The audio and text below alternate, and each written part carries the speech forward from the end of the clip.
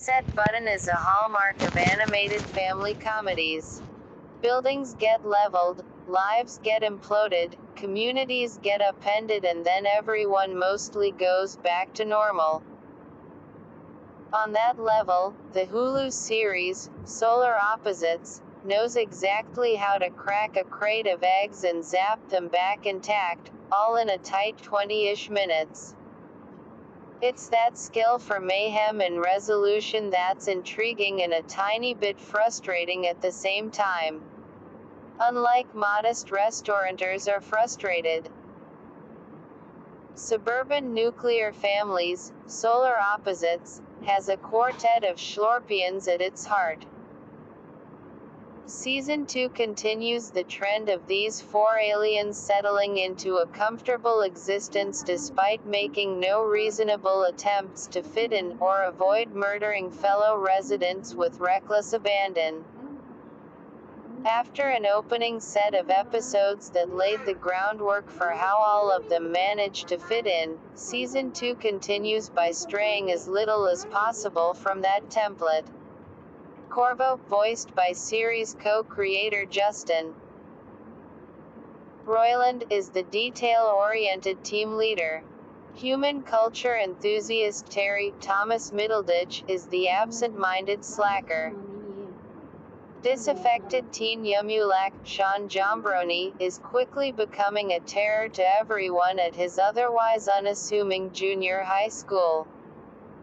As inventive as Solar Opposites is in spurts, Season 2 shows how much the main four characters are relatively indistinguishable from each other. When trouble inevitably comes to the group, almost surely through one of their own decisions, mistakes, equilibrium gets restored by everyone reacting pretty much the same way. Popular on IndieWire. The main exception is Jessie Mary Mack, who emerges as the main Season 2 bright spot. Where her other three compatriots become increasingly defined by misanthropic grumpy rabbit holes, Jessie is the counterbalance keeping the show's overall spirits up. It's Mack's curveball energy and Roiland's versatility. He also voices another character who returns after an opening Season 1 off that helped keep Solar Opposites from sagging in the alien corner. This is a creative team that certainly sprinkles some gems here and there. That one of the local hangouts is called the Gretchen Darth Mall, is still blissfully good, but so many of these episodes feel like eating a meal made entirely of cake. By the end of Season 2, the show is so locked into its winking, reference-saturated approach that anything straying from that ends up a respite. Jessie and Yumyulack try to explain BDE is something that might work in a pitch session or even on paper, but in practice it just falls flat. When the show reaches back to the 80s or 90s for parody fodder, there's something about that process that never yields something as sharp as this team is capable of doing. Solar Opposites goes to the cameo from celebrity voiced by someone other than the celebrity, well enough times that it registers when the show does build around something more universally accessible. So the biggest, most welcome diversion in this Solar Opposites world is the wall, the terrifying self-contained society made from Yumyulack's ongoing human shrinking adventures. This miniaturized world of scavenging and factional violence gave rise to one of 2020's most memorable episodes of any show, the surprisingly emotional story of one unassuming newcomer's dark revolution against the wall's existing power structure. That operatic peak gets swapped out for a season-long serial killer arc that does one very smart thing: cast Sterling K. Brown. As with last season, the nested wall narrative is the show's high point, particularly when it takes center stage.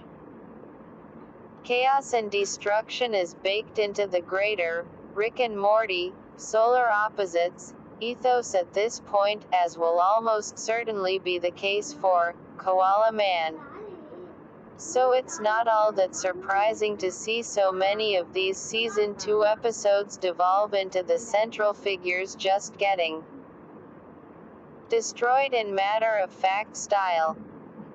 Nothing against alien hell beasts ripping through city infrastructure with reckless abandon, but when it becomes the default, there's less and less to latch onto with each passing adventure. But even when it's on autopilot, there's still a reveling in visual detail that's consistently a reason to keep watching. The suburban color palette is the background against which all of these destructive quests play out, but any time a Schlorpian pulls out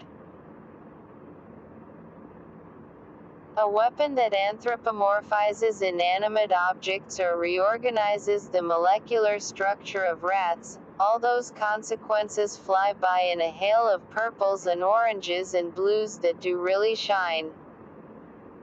The sheer number of tiny component parts that make up life inside the wall point to an incredible amount of effort of both design and execution that pay off in every frame.